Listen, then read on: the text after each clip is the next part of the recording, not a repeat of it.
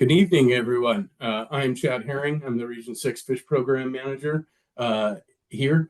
Thank you all for joining us tonight as we have our first public meeting talking about coastal Washington steelhead, game fish, and trout rulemaking.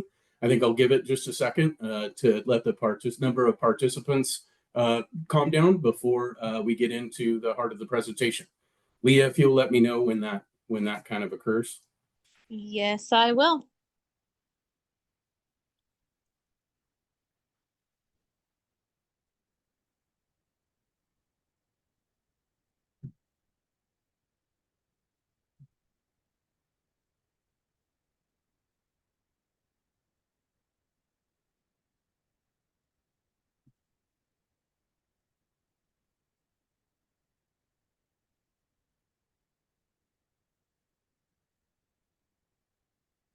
Okay, Chad, don't see, it's pretty leveled off pretty good.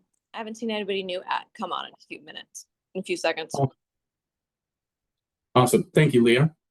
Once again, my name is Chad Herring. I'm the Region 6 Fish Program Manager here in Montesano, and I want to thank everyone to come into our first public meeting on coastal Washington steelhead, game fish, and trout rulemaking. I see that we've got a robust number of people out there tuning in tonight, so we're really excited about that. And I would be remiss if I didn't mention I really wanted to thank everyone for their time tonight and showing up and coming to these meetings. We all work here, we get paid to do this and show up at night, and it's not lost on us that you folks are taking times away from either your job or your family or just other pursuits to come talk to us and share your perspectives on steelhead here. And so we really appreciate that. So tonight we'll be talking about coastal Washington steelhead, game fish, and trout rulemaking. This is a commission, Fish and Wildlife Commission rulemaking process, which will have multiple opportunities for public engagement and feedback throughout the process. This is just our first public meeting of 2 scheduled throughout the month. We'll have opportunities here for feedback and on our website as we come up and work on drafting that initial proposal in the form of a CR 102 through that public comment period, and then also as we go through the commission and try and finalize these rules later on in the year. So with that, I think I'll jump to Leah and walk through a little bit of meeting guidelines and etiquette, and then we'll get started. Okay. So upon joining the virtual meeting, your microphone is muted automatically. In case of any technical issues during the meeting, notify us in the chat and we'll help you. The chat's only going to be monitored for technical assistance, so please don't put your questions in the chat. Public comments are welcome and will be rotated between new commenters and people who would like to comment multiple times. To ask a question or make a comment, please use your device's raise hand function. If on the phone, dial *9 on Zoom, and if using a computer, click the hand reactions icon at the bottom of the screen. During the comment period, I will enable you to unmute yourself. You can then unmute by pressing the mute button on your device or dialing *6 on your phone. Keep the discussions focused on the agenda items and questions at hand. Offensive, disrespectful, or derogatory language, including profanity, personal attacks, threats, or insults towards individuals, governments, or organizations is strictly prohibited. Assume positive intentions from those speaking and listen respectfully. To ensure there's plenty of time to hear from everyone, please limit your comments to 3 minutes. Provide constructive feedback regarding the regulations that are being proposed and discussed. Remember that the most compelling arguments are those that pertain to the topics under discussion. WDFW staff may close public comment to stay on schedule with the agenda or to provide others who still need to comment with an opportunity to speak. The meeting will be recorded and posted online. And if you have further questions or comments, please submit them in written format on our public comment webpage. Thanks. Thank you, Leah. So I'll jump in here to our meeting outline. I think the first thing we'll do tonight is kind of walk through staff introductions, introduce kind of the project team who will be associated with this rulemaking.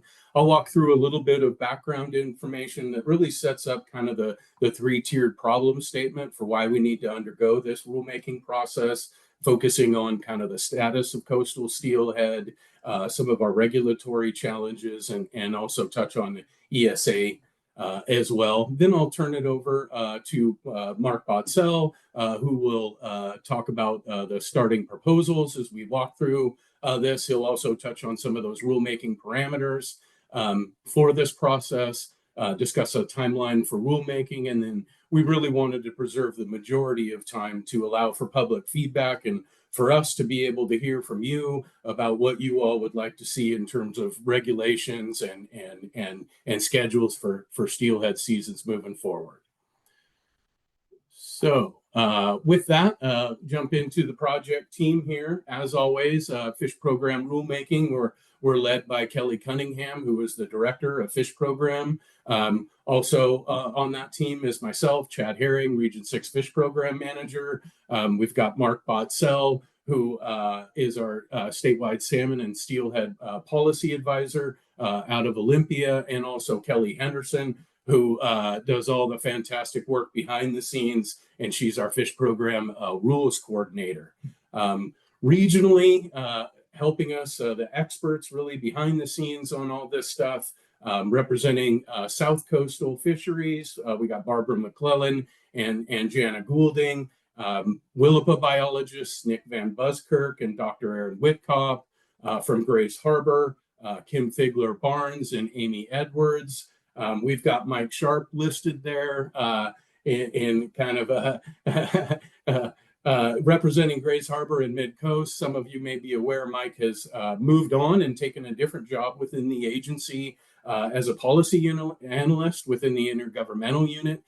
But until we get that position filled, Mike will still be helping us a lot on some of the higher level Grace Harbor fishery issues. Representing North Coast, we've got Randy Cooper and Catherine Sutton. And then from our communications and public engagement team, Bridget Meyer and Kelly Hall. So next, I'll touch a little bit on the background and start off with coastal steelhead status.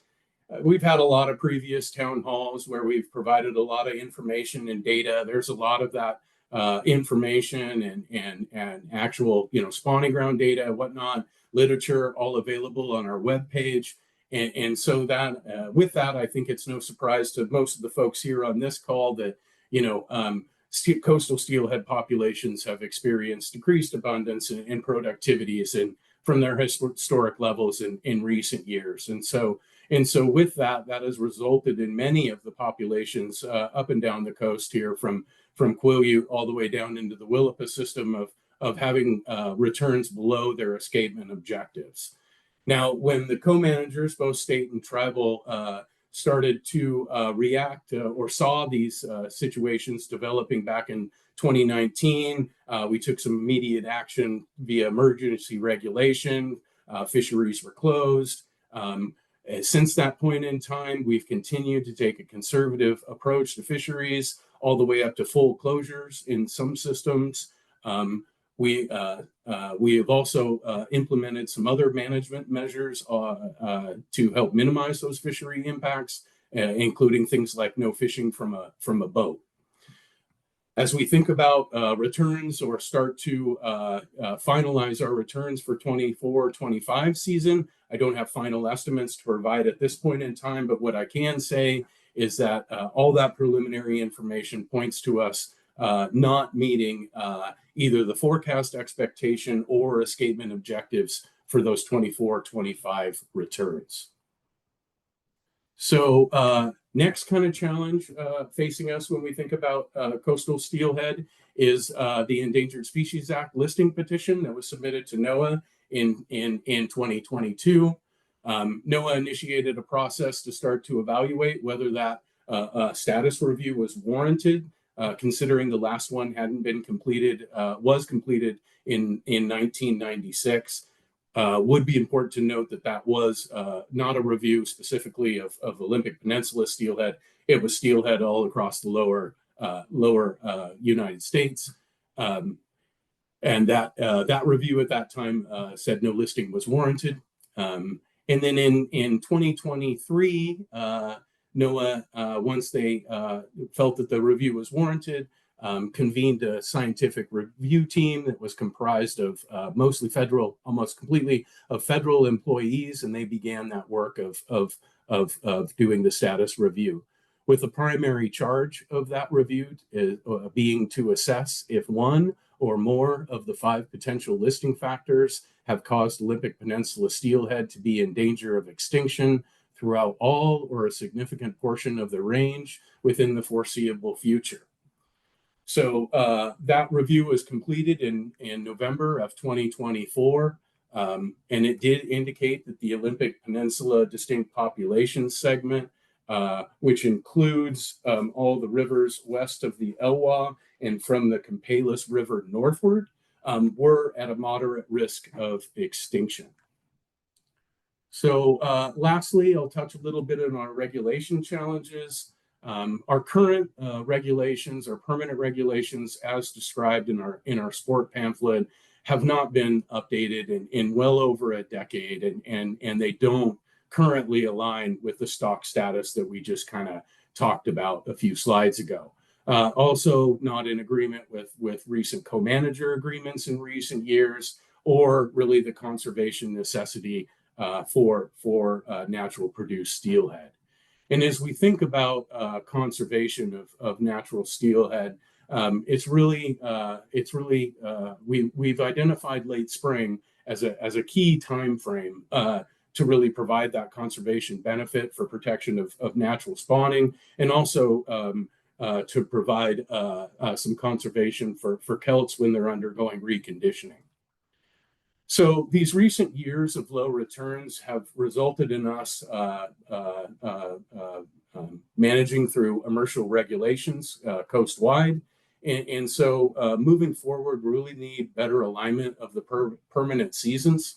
And then as we started that process and start to evaluate our fishing regulations for steelhead, gamefish, and trout throughout these coastal systems, it was quickly apparent to us that we didn't really have alignment or consistency across all those watersheds, with steelhead seasons being described in some areas and then being incorporated into gamefish or trout seasons in other areas. So we really felt like one of the goals of this was to provide some more clarity to that and less ambiguity in our regulations moving forward.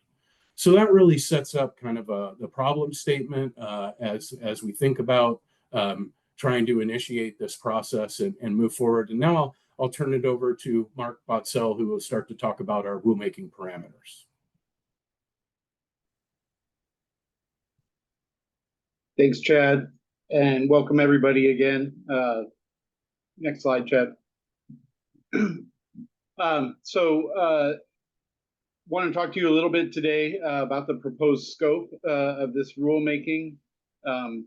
Our rulemaking experience within the fish program, when we develop and implement rules, has shown that the more specific and clarity we can provide folks in the beginning around the intent of the rulemaking, the more direct comments we get towards that end. So really the geographic extent that we're considering for this rulemaking, as Chad talked about, is essentially all those water bodies that are west of the Elwha River, and then all down the coast south, essentially to the Bear River, which is just south of the Nacelle, before you get into the lower Columbia there.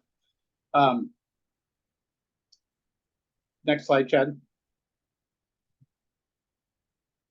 And as indicated towards the end of that slide, this is essentially kind of the same geographic area where we've done a lot of those emergency regulations that Chad talked about. So the next kind of scope that we want to limit things to is really considering those water bodies where there are current seasons listed for either steelhead, gamefish, or trout.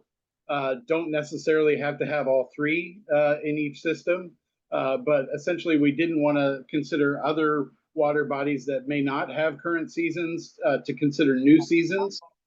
We actually just want to kind of limit it to what already has a season for these species. Next, really, we want to kind of limit the scope of the rulemaking to the kind of the season dates and any kind of gear use within those fisheries. I think where the department would like to shy away from in this rulemaking is some of the other rules that have been implemented over the last 4 or 5 years, such as no fishing from a boat kind of thing. I think we would prefer to leave those as kind of a season specific or a management tool that should we need to implement it as a tool in the future, we'd want to use it at that point and not necessarily implement that in a permanent regulation cycle. Next slide, Chad. Go ahead, first slide on the next one. So I had the opportunity to meet with all of the district and area bios from the North Coast down through the Willapa. We had a series of meetings really starting in early May as we were wrapping up North of Falcon and getting our rules package together for the North of Falcon rules. We started having these meetings where we were going through a lot of the things that I have listed here on the slide. We were examining what was in place for current regulations on all these systems. We were looking at what the gear regulations were. We took a historic look back at what those seasons had been over the last decade, kind of days open, days closed. We took a look at which systems had hatchery production and what that looked like. And then just if there were, and also looking at recent year returns and productivity. And then also, just if there were other special species issues or other management considerations that we may need to think about in any of those watersheds. So the next 3 slides, I'm going to go through some initial proposals from the North Coast to the South Coast. I do want to highlight that these really are just initial proposals. The whole purpose of this rulemaking is to gather your input and try to get to a set of regulations that we can all go forward with for the next while, at least until we have a listing decision that we may need to react to in the future. So with that, starting on the North Coast, so again, just as Chad was just flipping back and forth, this is just an initial proposal based on conversations that we had with staff. It's a starting point for conversation, I guess, is the best way to put it. So the first part of this is we took a look at really aligning closing dates. There often isn't great alignment. Sometimes game fish is open longer than trout. Sometimes steelhead's open less than game fish, but because of the way the regulations are, that keeps it open for steelhead because steelhead also fall under the game fish regulations. So it was really just a matter of trying to align those in a number of these systems. Also, we looked at in the Bogoshiel, the Hoe, and the Quileute. Currently, there's for the winter period there's a 3 fish daily limit. And we thought it might be appropriate, at least for the next while, to go to a 2 fish limit for those winter fisheries. The systems that you see on this is essentially the systems that the staff identified where we thought it might be appropriate to make regulation changes.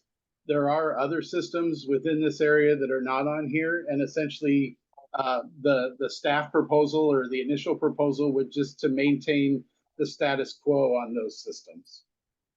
Next slide, Chad. So this is the mid-coast and Grays Harbor area, essentially really similar to what we went with the North Coast. Some of the October 31st, last day of February, and March 15th, I think some of that aligns with where in the system some of those regulations may occur. That October 31st date is often like a late trout date in the year. And I think some of those systems where upper reaches of some watersheds, some of those that are behind locked gates, that may have been open longer periods, I think may be part of this proposal. But again, this was just staff thoughts for certain parts of these systems. Again, there was staff discussion around selective gear rules, single point barbless hooks, and night closure regulations. Again, I talked about steelhead, especially in the Grace Harbor, Midcoast, and Willapa systems, where there's actually no steelhead seasons listed. Those are covered under the game fish seasons. The staff proposal would also be to add steelhead dates within the pamphlet, so it's really clear about when steelhead are open. And again, the systems here are the ones that the staff recommended making changes on. In the Willapa area, again, very similar to the other two areas. Really, the late closure date would be the March 15th date. And again, with the addition of selective gear rules, single point barbless hooks, anti-snagging, and night closure regulations, essentially just standardizing those across a lot of these systems. And again, with the addition of adding those steelhead dates within the pamphlet, so it's really clear about when it's open and when it's not. Next slide, Chad. So we talked a lot about the timeline, and I want to make it really clear. We're here at the July 17th date. We did talk to the Fish Committee in late June. That's available on the TVW website, and I believe there's a link on our website if folks want to go back and hear what Chad and I had to say at that meeting. A lot of it's very similar to what you're hearing tonight. In early July, we did file the intent to rulemaking, and we've already received a number of comments online for that. Our intent tonight is to gather whatever public comment we get tonight and whatever comes in online. And then when we come back on July 31st, we hope to have a little more detailed proposal to be able to share with folks based on staff proposal and public comment. And then based on the two public comments meetings that we have in the month of July, we'll then file what's called a CR 102, which is essentially our official proposal for a change in the rules.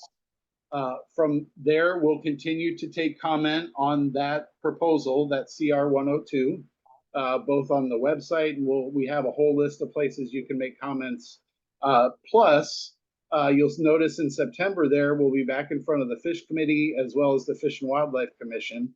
At that September meeting, we'll have a briefing, and the commission will also have a public hearing on the rules package that we put forward as part of the CR 102. So that will also be an additional opportunity for folks, if they choose to make a comment to the Fish and Wildlife Commission about the rules package going forward. So from there, we'll continue to take public comment, and we'll finalize the rules package at the November commission meeting. And from there, staff will continue the rules process, which includes writing a concise explanatory statement and filing those regulations probably in early December, with final implementation in January of 2026. So again, just in summary, before we move on to public comment, our proposal is to go forward with this rulemaking exercise through the rest of the year. Chad went through the intentions of the rulemaking. We, as stated previously, our intent is to provide you plenty of opportunities to provide comments on the proposed rules.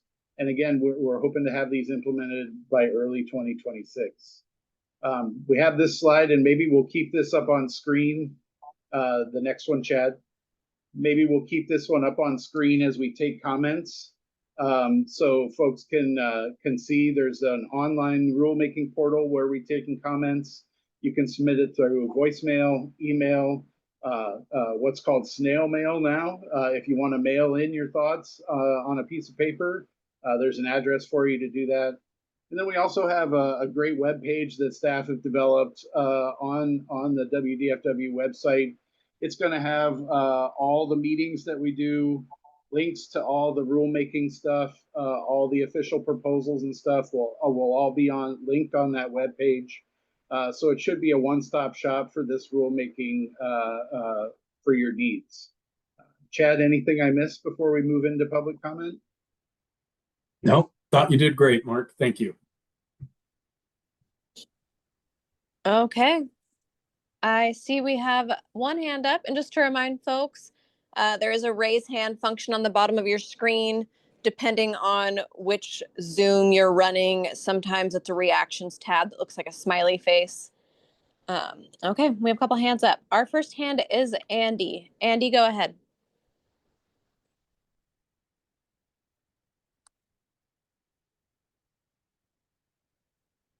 Hello, can you hear me now? Yep, we can hear you. Oh, sorry about that. I couldn't figure the unmute out. I'm a resident of Pacific County. I live on the Nacelle River. I'm not affiliated with any group. I come at this from a private angler status. I guess I'd like to start by asking a question about monitoring, and that would be what kind of monitoring is going to be in place during these seasons, or are these seasons going to be contingent on continued monitoring like what's been the last several years under emergency regulations? Thanks, Andy. We really want to focus tonight's comments on comments around the fishery and fishery suggestions. But yeah, no, I appreciate your question, and so I'll respond. Our intention here at Fish Program is to adequately monitor any fishery that we put on the water to ensure it meets its objectives. So without that critical monitoring in place, a lot of these fisheries touch ESA species or ESA adjacent, and so it's incumbent on us to make sure that our activities are sustainable. Okay. So a lot of what I was going to propose was touched on in your proposals there. I'd like to see the reinstatement of selective gear on a lot of these rivers, taking the bait back out of there, not just for the protection of the wild steelhead, but also non-target species, i.e., sea-run cutthroat or bull trout, as well as opening as many fisheries as possible on consistent dates, which it looks like you're doing that there. Primarily is keeping those kind of mid-coast and Grays Harbor's rivers open concurrent with the North Coast and the Willapa rivers as a means of just spreading the impact out across the coast. The last several years when those fisheries have been closed there's been noticeable crowding, or I could say crowding, but additional pressure on the other fisheries. And I think that's going to be magnified this year with no significant winter steelhead fishing within Puget Sound as a result of no seasons for the lack of monitoring on the Skagit and Sauk. I saw that you guys were wanting to reserve no fishing from boat regulations as a means of added measures you could imply later. I would like to see those instituted initially, especially, or at the very least, on smaller systems such as those in the Willapa, the Wainuchi, the Kalawa, where there is the opportunity for people to just pick apart the river and not leave refuge areas within the river for those fish to rest. What I see down here is we get folks that are driving quite a distance to get here as a result of not having the fisheries closer to them open. And I'm not telling people not to come down here. Come on down here. It's beautiful. But we have guys that'll do multiple floats in a day and just anchor up and pick apart the river. And I do know how they're doing. I talk to them and I see what they're doing fish wise. And there was a very noticeable lack of monitoring last year on our rivers. And what I'm told is that the data does not support in these fisheries down here the boat closures. I don't see that. And I'd very much like to see our smaller rivers instituted with the no boat fishing, or at the very least below terminal fisheries. And then I guess in addition to that, I saw that you were suggesting a lowered limit of hatchery fish. I'd like to see that increased to 3 or 4 fish to remove those fish from the fisheries so that we're not experiencing the gene flow that I've been told is a concern, particularly on our little fisheries down here. Thank you for your time, and I'll let the next person go. Yeah, thanks for your comments, Andy. Appreciate it. Thank you. Thanks, Andy. Our next hand is from Bob. Bob, go ahead. Hey guys, how are you doing tonight? Good. How about Good. you? Thank you very much for your time, and thanks for this meeting. I'm going to be talking mostly about the North Coast, being the Ho and the Quileute system. I'm a little surprised with the March 15th closure. I know you want to kind of make it across the board. And I can see a little bit of it in Willapa, and I can see a little bit of it on the Chehalis system, being that they have not met their escapements as much. But when you look at the Quileute system, we've only missed our escapement once in the last 40 years. So maybe we miss it this year, right? So if we miss it this year, it'd be the second time in 40 years of keeping records that we've missed our escapement, right? The Ho River, we went for about 15 years where we were 50-50, meeting our escapement, not meeting our escapement. The last 7 years in a row, we've met our escapement. We have done our diligence in removing bait. We've removed killing wild steelhead. We have made a lot of concessions on those rivers, and it has showed, and that we're staying steady and we're being good at what we're doing. And now to cut us off 15 more days of the season on rivers that we're continually meeting our escapement doesn't sound like good management to me. Like you're taking away that opportunity for us to be able to have that fishery. And just because we want to make it concurrent rules on the whole coast doesn't seem fair that we've made a lot of concessions early on to make sure that those runs stayed the way they are and stayed healthy and good. So to make further rules on our rivers that are meeting their escapements, right? That's just a feel-good rule. That's not a rule that says, hey, this is good, sound science. That just says, hey, I think we should do this because it makes me feel good. And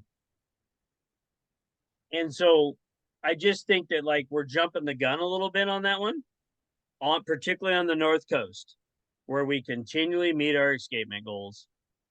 And so, we used to have the whole entire month of April in the Quileute system. We no longer have that. And now we want to talk about cutting us even 15 days shorter. And then on the Ho, we had through April 15th, and we've been closed at the end of April. That's 15 days shorter. But like I said, we continue to meet our escapements. We stay within our impact allowance, right? And so it seems to me that's we're going a little bit overboard on that particular one. And as these rules, as our fisheries expand, it's nice that we make rules that are concurrent across the board, and it's easy for everybody, right? But the reality of it is, as our fisheries change and as our environment is changing, making just broad rules really aren't going to fit, because every fishery is going to have a different fishery. And I get it. It's easier for the state to come up with just easy rules, but there's going to be times where you're going to make rules that like it doesn't work for the like there's rules.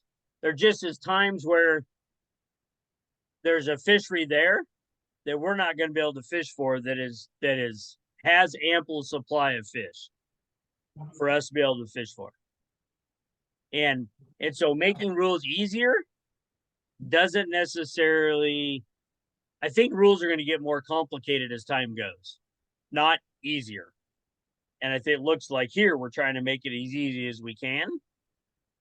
And I think that that's unfortunate that we're going to group a group of rivers who is continually meeting their escapement into easier rules because it coincides with the rules down south. And I don't know if that's necessarily fair to us up there who have made those concessions, and our tribal folks have made concessions to make sure that we have viable fisheries. And those viable fisheries should be shared across the board. And, you know, I know that in some of those fisheries, you know, we no longer fishing in April, but our co-managers have increased by 50% their fishery to harvest a spring Chinook that we don't have access to until later. So that's not really we're not really sharing there, right? So anyways, those are my thoughts on the North Coast for now. I'm sure I'm going to have something more as I process this, but that was my first initial reaction when I saw the March 15th date. So, thank you much. Yeah, no, thanks a lot, Bob. And once again, I really appreciate your comments, really appreciate your thoughtfulness. Just want to respond briefly with something Mark pointed out. We really wanted to just throw initial starting proposals out on the table to inspire this sort of discussion. We mean this to be a long, iterative public process with a lot of opportunities for feedback and to evaluate the proposal to make sure that we come out the end in the wintertime with the best possible product moving forward. So appreciate your comments. Thanks. Thanks, Chad. Okay, thanks, Bob. Our next hand is from Josh. Josh, go ahead. Hi, thanks for all you guys are doing and getting the public feedback here. Just a couple quick comments for now. First, I'd just like to say I am a little disappointed that the no fishing out of boats is being left as an emergency regulation to be placed in later on. And I would urge you guys to consider making that a more permanent rule, at least on some of the rivers like the Hoh and Clawwa. Hoh is very easy to fish from the bank. It saves a lot of pressure, a lot of traffic. Those fish are getting hooked a lot and they have no refuge, no place where they can't get hooked when people are fishing out of the boats.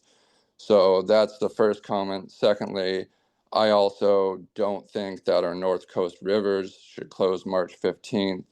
I think there's other rules that we could put in place, such as the no fishing out of boats, that would reduce our impact more and still give us those extra 2 weeks of fishing. I'm sure I'll have more comments too, as I think on this more, but that was just the initial things I wanted to say. Thanks, Josh. Appreciate your comments. Thanks, Josh. Our next hand is from Timothy. Timothy, go ahead. Hi there. I was obviously listening to this and heard some comments about the proposal and worry about mixing the gene pools between the hatchery steelhead and the wild steelhead. And this could just be a completely dumb idea, but I know that our state is doing really well with stocking triploid rainbow trout around our lakes throughout the entirety of the state, such as like Rufus Woods, Rife Lake, some in the Concanelli and Omak area. It's always been a thought for me, if we're so worried about mixing the gene pools with the hatchery fish, why not add the smolt as sterile triploid trout that would follow the wilds out to the ocean and return just like the wilds would, but they wouldn't be able to spawn. They just be fattened up and have those be your hatchery steelhead that fishermen can retain. That way, the seasons can stay open longer, just due to the there's no pressure on the wild fish, or not too much more pressure on the wild fish. Because I mean, you go to any other lake that's got triploid trout, no one's going to be fishing for the regular trout that are already in there. Everyone's fishing for the triploids because they don't focus on breeding. They're just going to keep eating and they're going to be fattening up. You're going to want to eat those over your regular fish. And that's pretty much just the main point of what I was getting at. I know there might be some speculation on whether or not those fish would actually return if they had that instinct, but the counter argument that I would have to that is if you look at the hybrid tiger trout, they migrate with all the other trout in creeks in Colorado area, and they get colored up during the spawning season just as the rest of the fish do. They just are sterile and they have no ability to spawn. That's all from me. Thanks, Timothy. We're really not focused on some of our hatchery management, paradigm as part of this rulemaking, but do appreciate your comments and thank you. Thanks, Timothy. Our next hand is from Brian. Brian, go ahead. Yeah, can you hear me all right? Yep, we got you. Great. Hey, thanks again for having these meetings. I really appreciate them this season and in seasons past. I think you guys have done a good job of reaching out to the public and getting our concerns. I want to echo some of what Bob Kratzer said. My initial reaction, and again, it's just initial reaction to this I guess policy towards alignment seems to be a shift to me. It seems like there was a policy towards specific regulations for specific water bodies to try to optimize recreational opportunity, and recognizing that, a lot of these water bodies are very different. What works for the Sole Duck may not work for Goodman Creek. And you have different water bodies with different characteristics, in all of the regions. So my initial reaction to that is not favorable, to tell you the truth. I'd like to see you tailor your regulations to each water body and make sure we meet our conservation targets, but to try to optimize recreational opportunity. And it seems like you tried, or the department tried, a kind of a one-size-fits-all approach. Maybe it was back in 2019 or something when you went to no boats across the whole coastal area, and there was a pretty negative reaction to that. And I think it was, based upon this, one size fits all doesn't really work. So that's my initial reaction to that. I'd like to hear, I have a bazillion questions at this point, and I know I don't want to take up everybody's time, but I want to ask you one off the top. Have you completed integrated population models for the coastal populations? I know that was kind of one of those things that I saw was in the works, and I wonder if you have done that. That's my first question, and I'll just throw out my second one. What is the reason?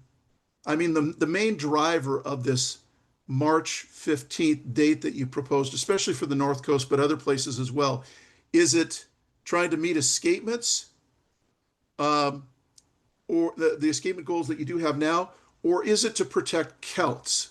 I'd really like to know the rationale behind it. Anyway, those are my two questions, and I'm sure I'll have some additional comments and questions as we go along. Yeah, thanks a lot, Brian. Relative to your first question, we're really not prepared to talk about some of the technical work related to the integrated population models and the work that we're doing there. I'd be happy to follow up with you maybe next week offline, and we can talk about that. What was your second question? I didn't quite catch the first part of it.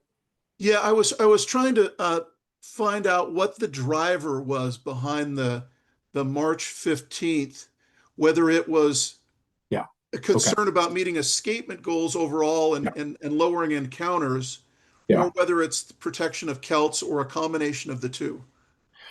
Thanks, Brian. And it seems like there's a little consternation out there about this. I really want to reiterate, we really wanted to throw a starting point, a draft out there to inspire this sort of conversation. This is exactly what we were hoping for, to get a bunch of feedback and hear about this and people's thoughts. And so, really, our thought was that as we walked through the proposal was really to think about providing some consistency, stability, and less ambiguity across the coast. And we held that as kind of a value as we were drafting this proposal. Just to once again start the initial conversation. We do plan within each year to be able, part of the whole reasoning for us going through this process is to reset kind of that base expectation around what the steelhead season will look like in these systems moving forward. But it wouldn't negate our ability to be more tactical within our annual processes of forecasting and planning for fisheries to institute additional measures like we've been talking about, no fishing from a boat. We really feel like those sort of tools are left best in our toolbox as responses to more, extreme measures, not really something we want to set up in a permanent regulation that we would move forward with consistently every year. So I think the value there was really both. Okay. And I guess I'd just add this comment. When you put permanent regulations in place, from an angling standpoint, we know that's the most we're going to get. And if your forecasts say, the runs are down, you're not going to meet escapement, you can impose more restrictions. But generally, if the runs are up, you're not going to say, oh, hey, let's open April or something like that. That's not the way it usually goes. So one of my concerns is that when you do adopt permanent regulations, they are sufficiently liberal, I would say, that we can have optimal seasons in most situations, and that then you have some tools in the toolbox that, like you've used in the last few years, when projections are not as good, you can then put additional restrictions in place. But if you put them in place up front, that's about as good as we're ever going to get, even if runs improve, which we all hope they do. So that would be my a comment there. And I'll just leave it at that, and I'll take you probably up on your offer, because I would like to hear more about the technical work behind some of this. Thank you. Yeah. Thanks, Brian. And I'll just respond to that really quickly. I do appreciate the paradigm that in the past, a lot of times it's a lot easier for us to dial fisheries back than it is to increase. But really our purpose here and our thought with this rulemaking process is once again to set that base package and not presuppose that we wouldn't make corrections in either direction to be able to respond either to more abundance than we thought was there or less, needing to be more conservative. And so there was a little bit of thought into that as the March 15th date, maybe kind of the opposite of your paradigm, starting out real liberally and then dialing back, more so maybe starting off a little conservatively and leaving room to increase if that activity was sustainable. So I'll leave it at that and look forward to our conversation. Thanks, Brian. Thanks, Brian. Our next and last hand for now is Gary. And just a reminder, the raise hand function on the bottom of your screen. Okay, go ahead, Gary.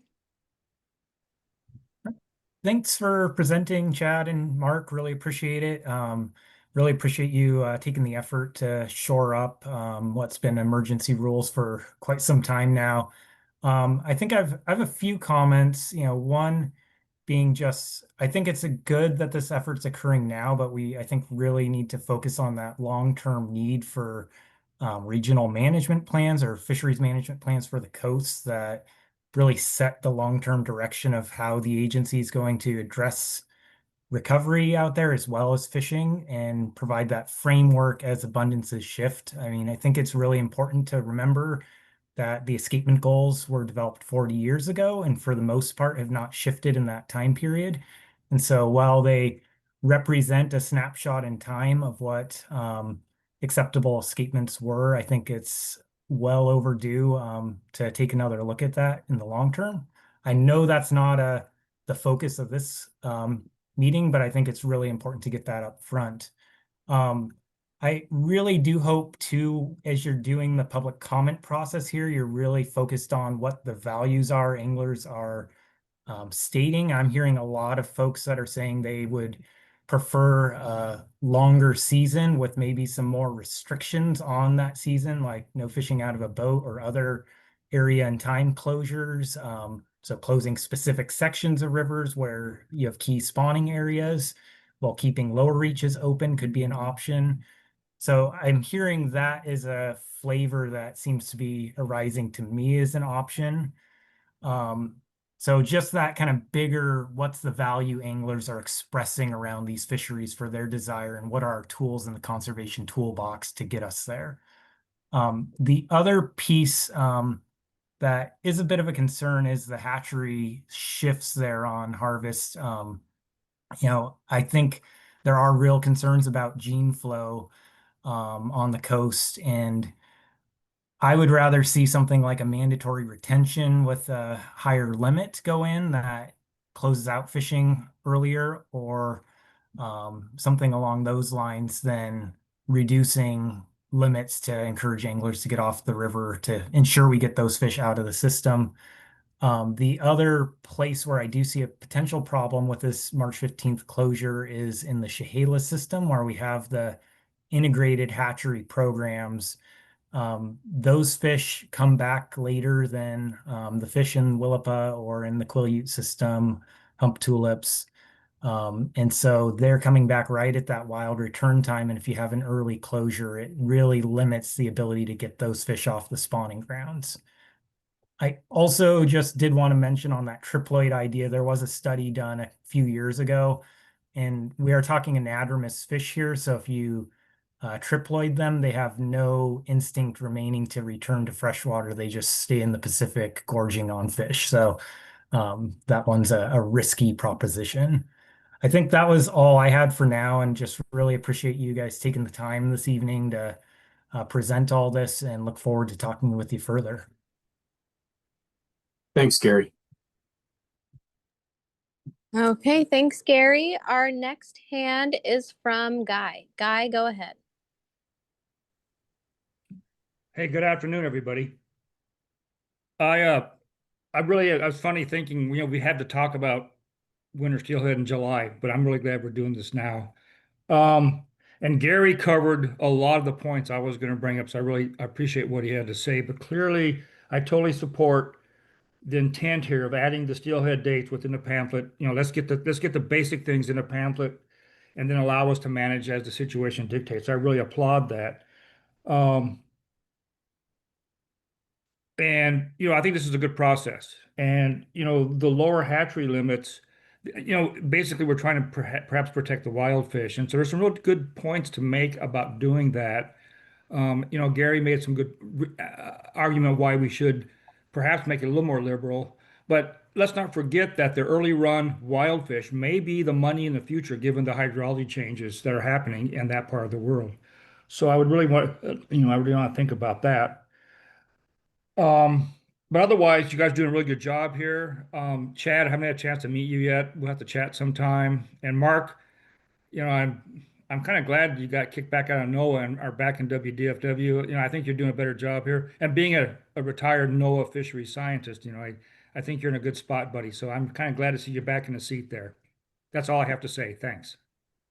Thank you, Guy. Yeah, we definitely share some of those opinions, Guy. Appreciate your comments. Thanks a lot. And look forward to that conversation. Please feel free to reach out. I'd be happy to schedule some time. Awesome. Thank you, Guy. And our last hand for now is Bob. Bob, go ahead. Thanks, guys. Just listening to some comments and everything, and just kind of things bouncing around in my head. And I do appreciate this process. I think it's a good start to developing something long term. My experiences with you, Chad, have been spectacular so far, and I don't see that as changing anytime in the future.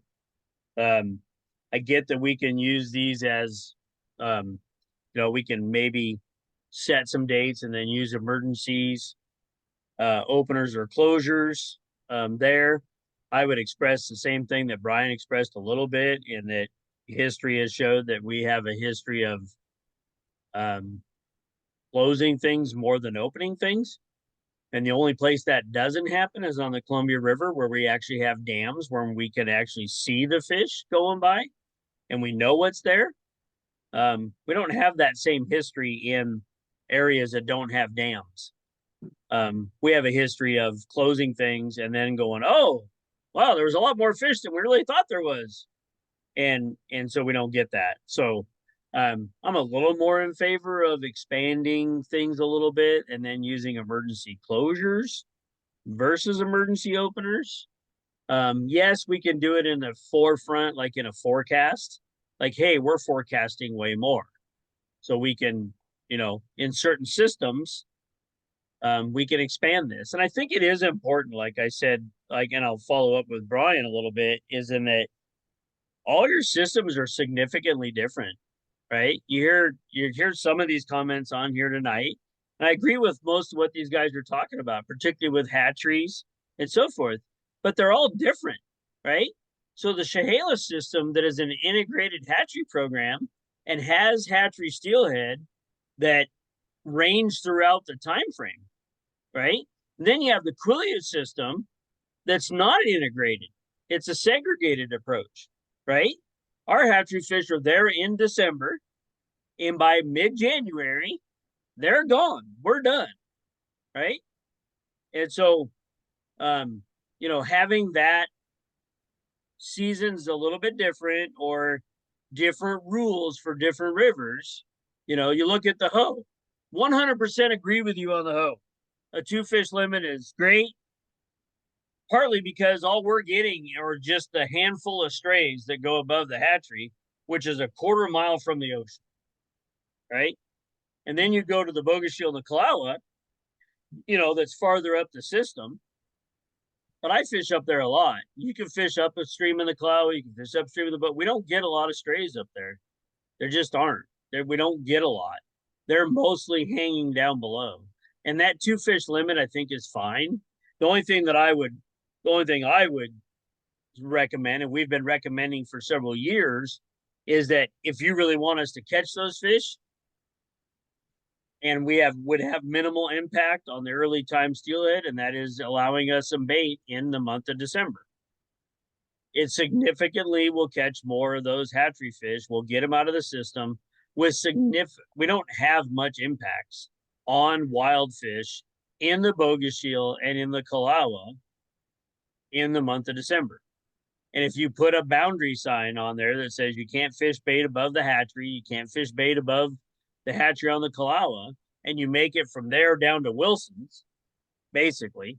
So you have a 5-mile stretch or a 5.5-mile stretch where the 99% of the bulk of the fish are.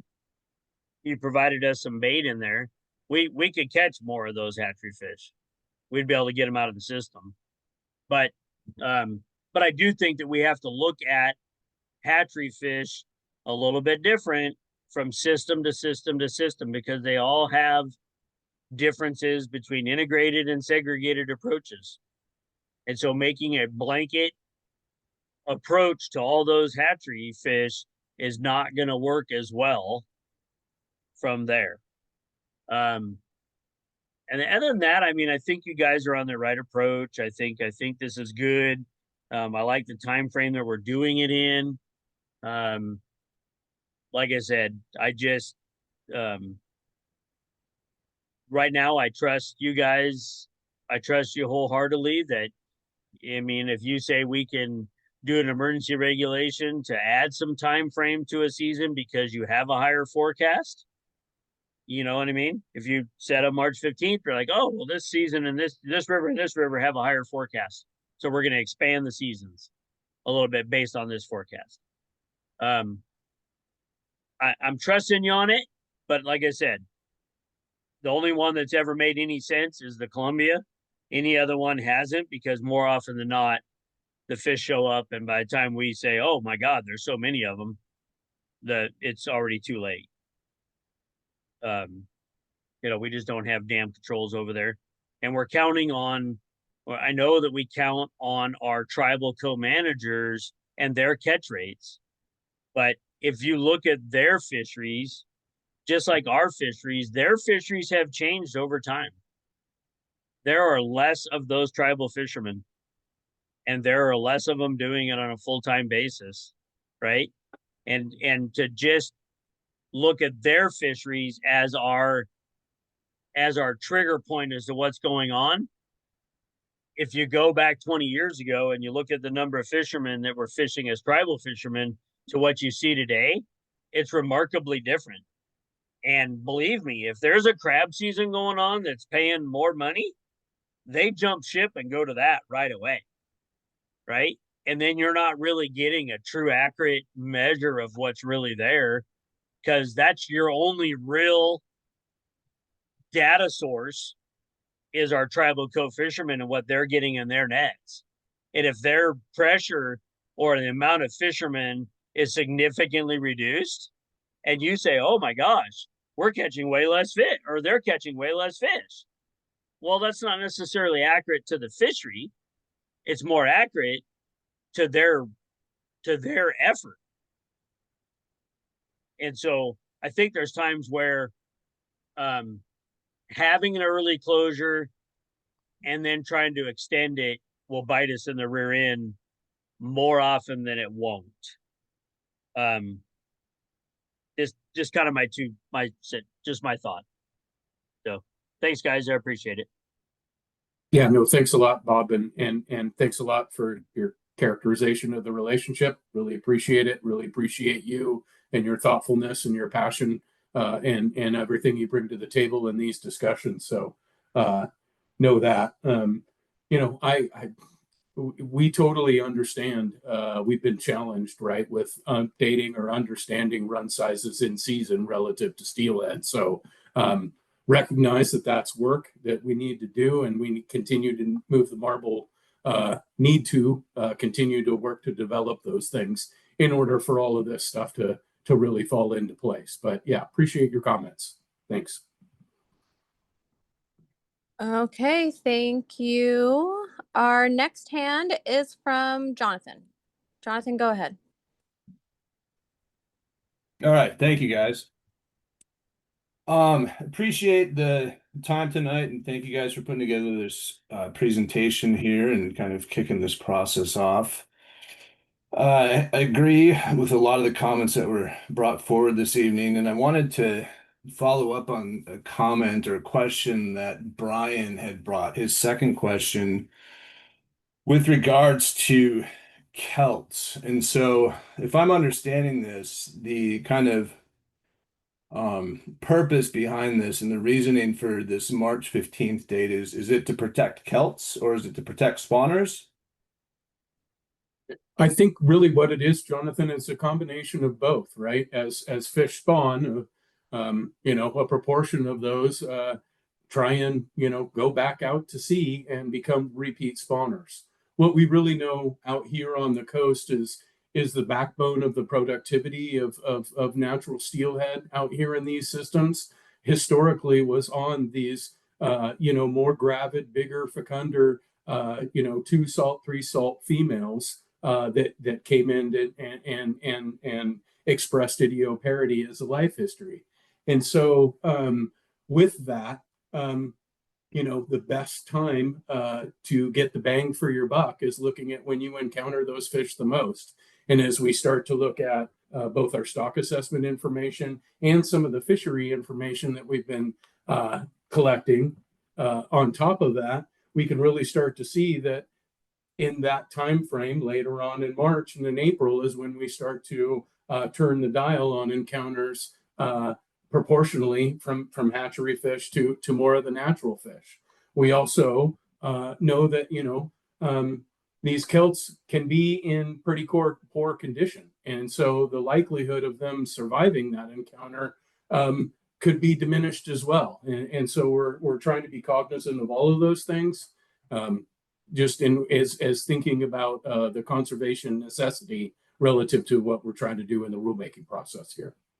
So, Okay, I help? guess that helps a little bit. Do you guys have like Kelt run timing data, or is this just based on what you've seen? I mean, I've read the NOAA bias and the decline of, just Celts in general, but I'm curious if you guys actually have like the run timing data for these Celts and when you're seeing them more than others. Because I mean, they're in the system. I mean, let's be honest, they're in the system, as early as December, January, February, March, and April.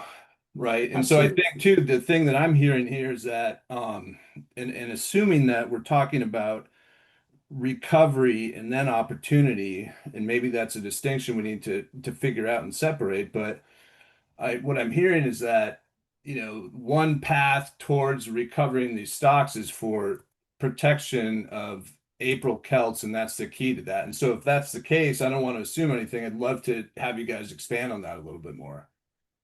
Yeah, absolutely. Jonathan, I'd be happy to talk with you more about this, offline. We can get into a much more meaty discussion, but quite simply, we have age data that we could look at that tells us the proportional abundance of repeat spawner versus maiden spawners that we're seeing in the system, both on the spawning grounds and through our hatchery collections. So that's the type of information that we're looking at. Another part of that is we know when peak spawning is in most of these systems. So once again, I'll reference, I don't disagree with your statement. There are Celts in the system in January, February, all throughout, but really I'll reference that bang for the buck. As a fishery manager, what we're really thinking about is a risk assessment, and it's when can you, when does the majority of your encounters turn from what you're directing the fishery at to what you're not directing the fishery at, right? And so you looking at some of that information, and once again, I just want to reiterate, we just really wanted to throw something on the table as a starting proposal to really inspire this conversation, and we've got a lot of great feedback. Mark, I don't know if you want to add anything to that or what we've been hearing, but yeah. No, and I appreciate that. I was just trying to kind of peel back the layers and try to understand, how you guys landed on this March 15th date, right? And understanding why it seems to be that portion of the run is the key to kind of recovery here. And so, like you said, we can talk about that more, and I appreciate your availability in the conversations we've had, Chad. So thank you for that. Real quickly, one other thing I'll add, and this is building on, I think, what Bob said and also Brian. It's like, these closures of fisheries, aside from the Columbia River fisheries that Bob referenced and the occasional hatchery fishery that is extended or continued because of a surplus of hatchery fish, I can't think of any areas where we've had, we have a robust wild run, let's extend the season, another 2 weeks or an extra month or something like that. So I understand what you're trying to do, but that's just a really tough thing to consider, because once these rivers are closed, it's much more harder to open them up than it is to manage from a place of like, okay, let's, as Bob and Brian referenced, and even I think Gary, like, let's approach these on kind of an individual and river by river basis. But I'll leave it at that. Thank you very much, and look forward to more in this process. Thanks, Jonathan. Thank you, Jonathan. Our next hand is from Brian. Brian, go ahead. Thanks again. I just have a couple additional thoughts, preliminary thoughts, I'd like you to take into consideration. I come from a further distance than I used to fish the Olympic Peninsula streams, primarily the North Coast. And, years ago, we used to come out in early April because the Ho had this great run of, first 2 weeks of April, Steelhead, just bright fish that came in the lower river. And I'm sure Bob knows it better than I ever did. But, now it's been restricted to March 31st. So I've adjusted my time when I get to come up there. And I think you're going to see steelheaders are still going to want to fish, so people are going to concentrate when they come up there. But if you put March 15th as the date, they're going to come before March 15th. So you might see the same amount of effort, but it might be more concentrated, which is not necessarily a good thing.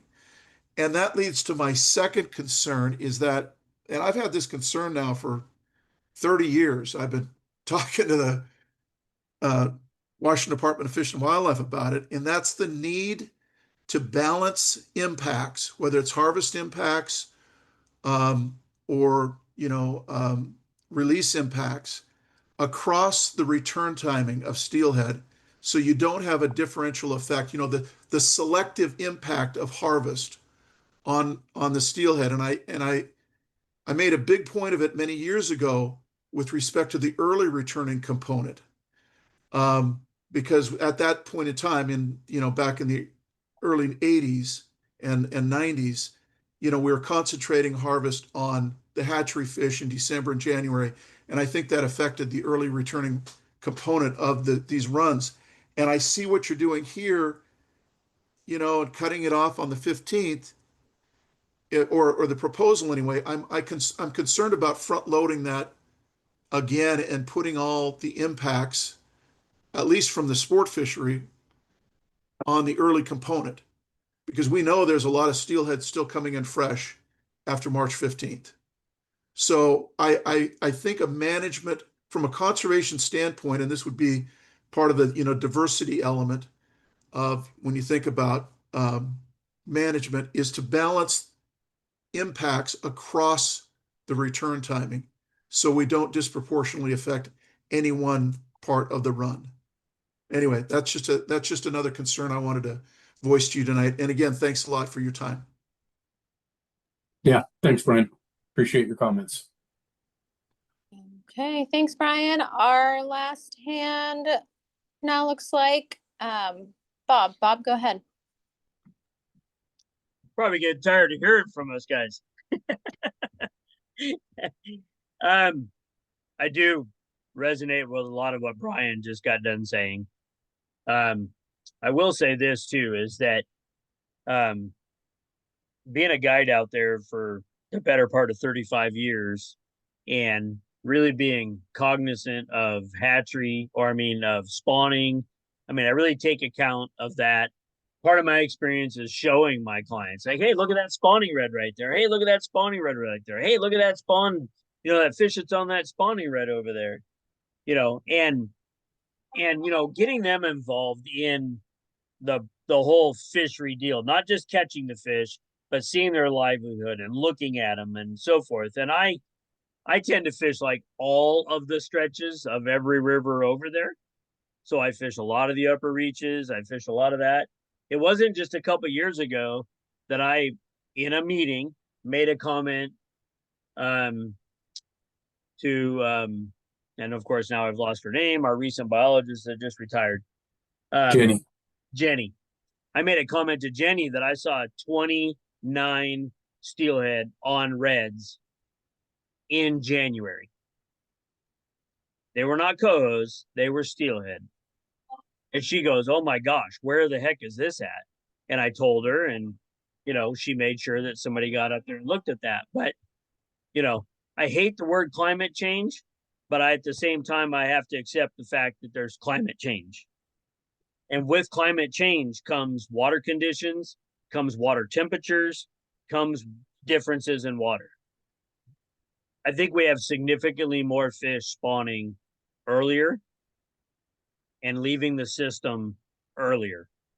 And I agree with you 100% that if we were to look at long-term steelhead populations and long-term timeframes, that you would have seen much more spawning and much more kilt activity in that April timeframe, April or even May timeframe. I'm seeing significantly more even early on. And so I think that the spawning is happening a much more broad-based time frame. And the fact that we want to close the end just because we think we're helping more kelts or more spawning activity, I'd like to see a little more data into the idea that that's truly what you're seeing is there, because I know that, and I would say this, and I'm confident in saying this, that this March 15th date that we use is archaic. And when I say that, is the reason it's archaic is because we used to do a tremendous amount of outplanting. We used to plant fish in Willoughby Creek on the Hoe. We used to plant fish way in the upper reaches of the Bogus Shield. We used to plant fish all over the place. So when you saw a red, you didn't know whether it was a wild fish or whether it was a hatchery fish. You just so the March 15th date was picked as a time frame of, we know now that those are more than likely not hatchery fish, those are true wild fish. But March 15th never changed when we stopped doing all the outplanting. And we haven't been outplanting in 20 plus years. So when you see reds in February, 99% positive that is not a hatchery fish that's spawning in the upper Hoe. That's a pair of wild fish spawning in the upper Hoe, or a pair of wild fish spawning in the upper Solduck. There's no more Schneider Grick broodstock program. We're not doing any outplanting. Now, you shift south and you go to the Wainuchi and Satsuk, where you have an integrated program. I get March 15th. Makes complete sense because you don't know. But there are rivers that we no longer plant fish outside of a hatchery that March 15th no longer applies as to whether or not that's a hatchery fish or a wild fish. And I think we need to look at that. And I know that's a huge deal because it completely changes your numbers and it completely changes everything. And your data set would be completely screwed up because for so long we've looked at March 15th. But I think in a lot of those rivers, we're seeing significant amount of spawning prior to that we're taking account of it because I know the tribes are up there counting fish and they're looking and stuff, but we're not putting it into the total numbers. So I know for a fact, like in the Quileute system, when you say, oh, we had 7,200 fish spawn, my guess is we had 9,200 fish spawn, right? Because we don't really add that prior to March 15th. That's just an estimated number with a fraction of an estimation on there because we're not really specifically looking. And so those are just a couple of thoughts when it comes to the Celts and the spawning of wild steelhead in some of these systems. So I think I'm done for the night and I'm good. I'm pretty sure you guys are probably happy that I'm done for the night. So thank you much for your time, guys. I look forward to the next meeting and any further conversation. But Chad, I would like to have if you've got time and you want to have a conversation more about Celts, I know that that's a big thing for you. And it's obviously a big thing for me because I'm obviously an angler and obviously this is my job, but I'm also a conservationist and I never want to see wild steelhead go away.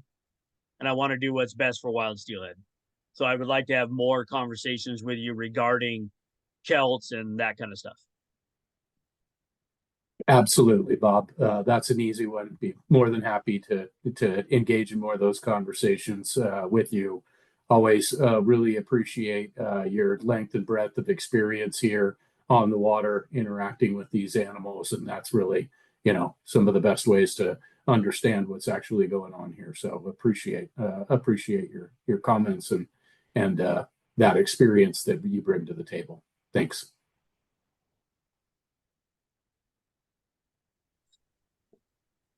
We got any other hands, Leanne? Nope.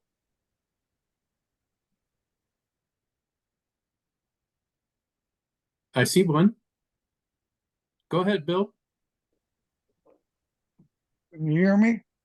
We can, Mr. Osborne. Nice to hear from you. Thank you. So everybody understands I'm 84 years old. 6 times tonight, you've taken away my only way that I can fish anymore. I cannot walk the banks for summer run on the Wainuchi that I helped get started in 1977 and 78 because I have a balance problem. I need a walker to get around.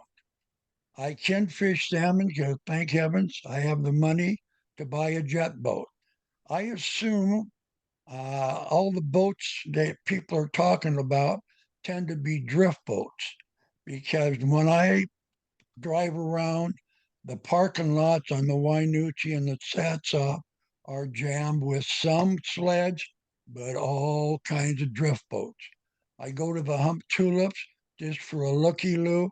It is absolutely scary to me to see the amount of drift boat trailers at Hump Tulips or Rhine Vans or down during salmon season in the lower river where they go out there at 3 o'clock in the morning and they park their boats with the clients and catch and release fish, and they don't move until 1 or 2 o'clock in the afternoon, and boats coming down have no place to fish.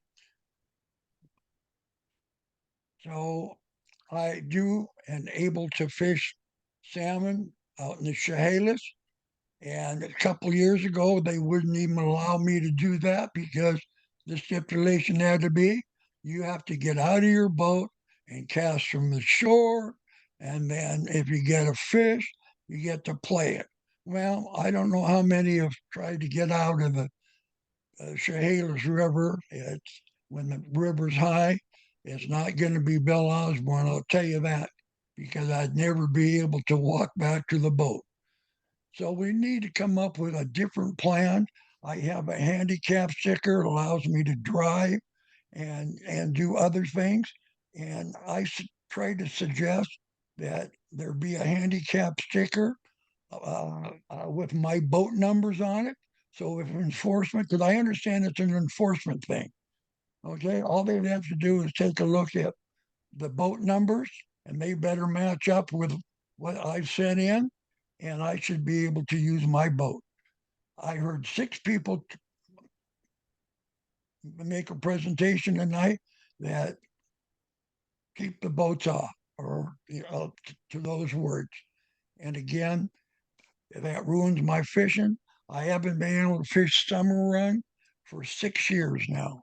I can't get down the bank. I can't stand in the current because if I don't have something to hold me up, I lose my balance and down I go. The thing I have a concern about, we're all talking about hatchery and wild steelhead. I've gotten the trout report off the Wainuchi River for probably 28 or 30 years, longer than anybody that I'm aware of, because I gave all my information to Kurt Holt, and Kurt Holt is now retired. I can tell you that X amount of wild steelhead are trucked above the dam every year. And anybody that knows anything about a dam and the Wainuchi Dam, there is no way those wild steelhead can get back to the ocean. I've voiced concerns and it falls on deaf ears because it's Tacoma City Light that runs the dam. And it's not going to come up for renewal until 2035, and I'll be long gone. And it started in 1991. There wasn't really a problem in 1991 that we talked about. I mean, I watched the problem because I've been in Grays Harbor since 1968, and I saw the Hump Tulips and the Satsop and Wainuchi, the whole at Christmas time used to have 35 or 40 guys fishing from the bank at Christmas time. Okay. And I don't know how many you see up there now, but they were all fishing from the bank. So we do have a problem. Probably if I was going to limit anything, I would limit the amount of guides. I see that as a major problem. And somebody's got to get together with Tacoma City Light and stop trucking wild steelhead above the dam. That doesn't make any sense at all. There's no way they can get through the turbines and etc. to go back to the ocean. Thank you. Thank you for what you do. Thanks for the meetings. I liked them better when they were public meetings, but I'll make do. Thank you. Thanks a lot, Bill. Really appreciate your comments and yeah, really sorry to hear about your continued health challenges and yeah, just deepest sympathies there. And yeah, thank you. Well, can you still hear me? I got one more comment fast. You bet. Nobody had said a thing about summer run. Nothing. Everything is winter run.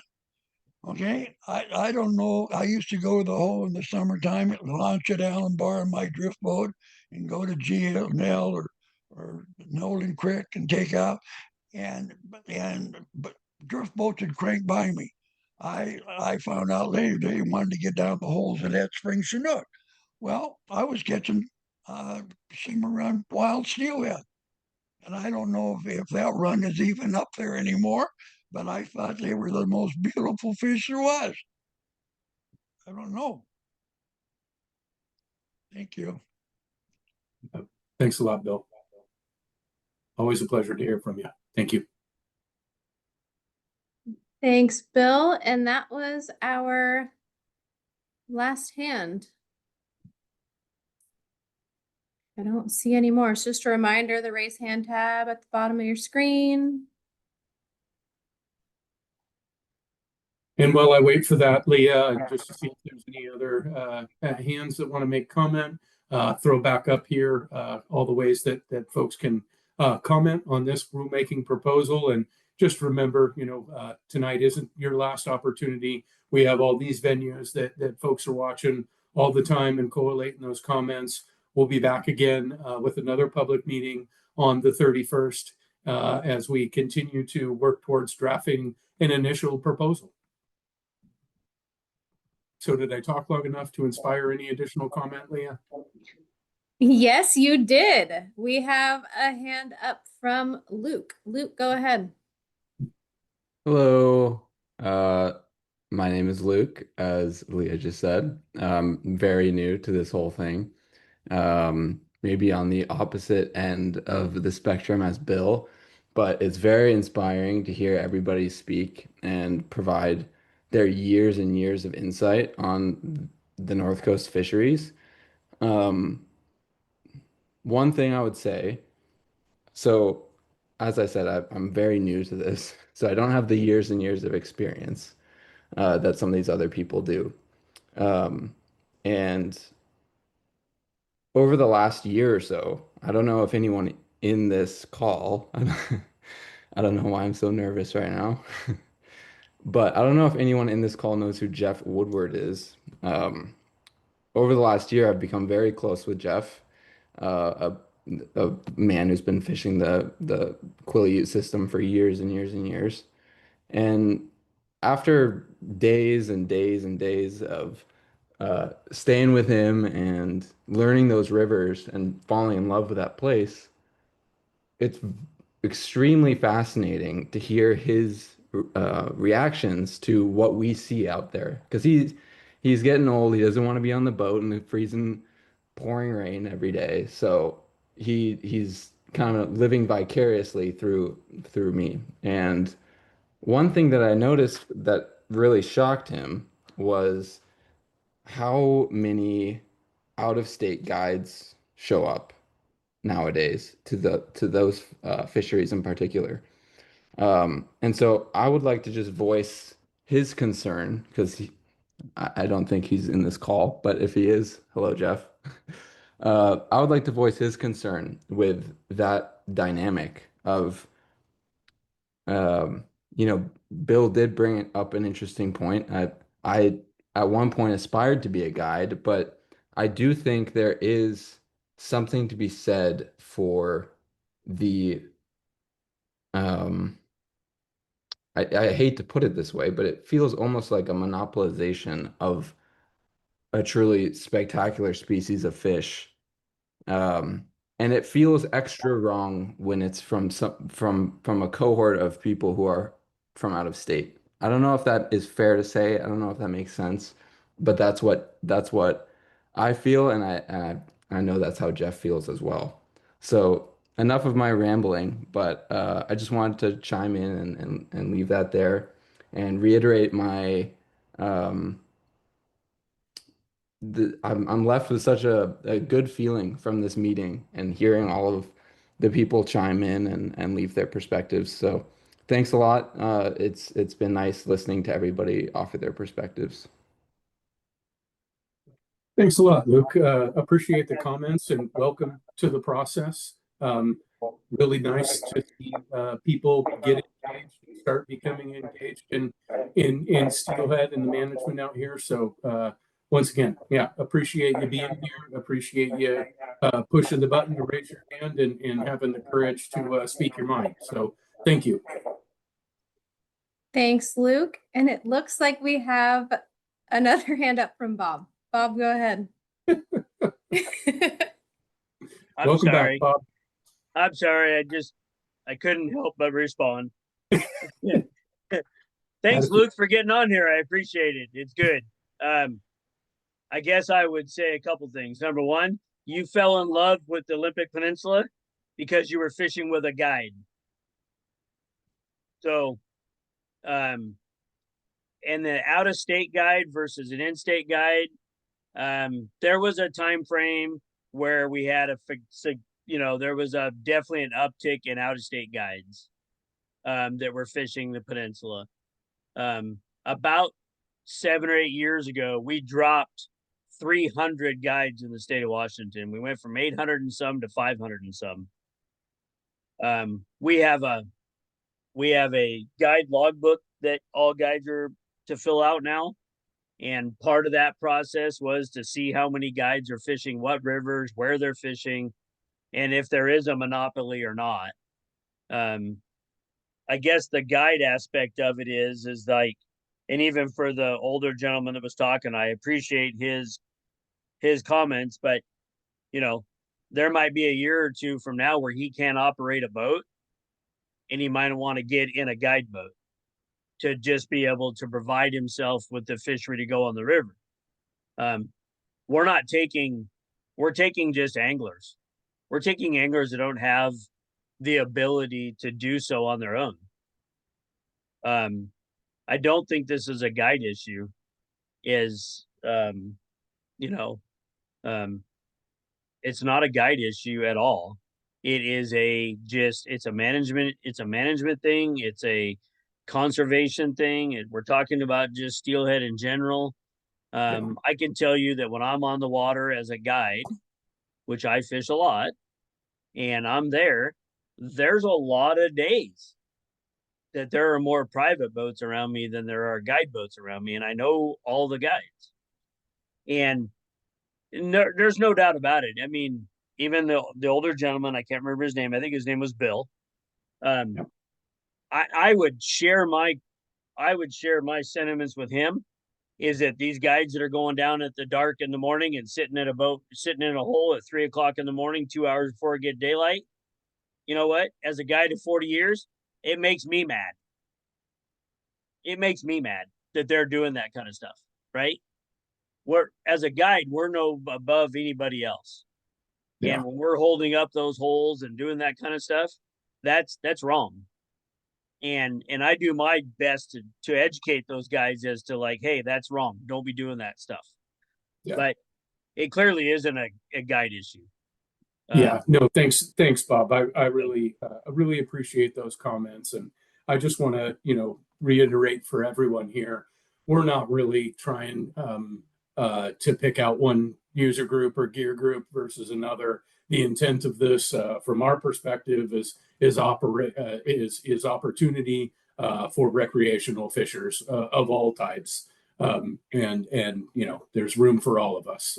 Is where we would like to be. So yeah, appreciates everyone's comments and everyone's thoughts, and but really not really wanting to single out any one user group as being an issue.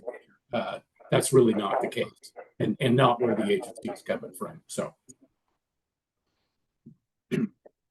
awesome. Okay, Chad, that was our last hand. Great. I think I'll talk here for a second, or I won't talk here for a second. We'll see. Mark, do you have anything that you would like to add or touch on or sum up relative to tonight's conversation before we end things, or see if there's another hand that pops up? Just want to again thank everybody for being here.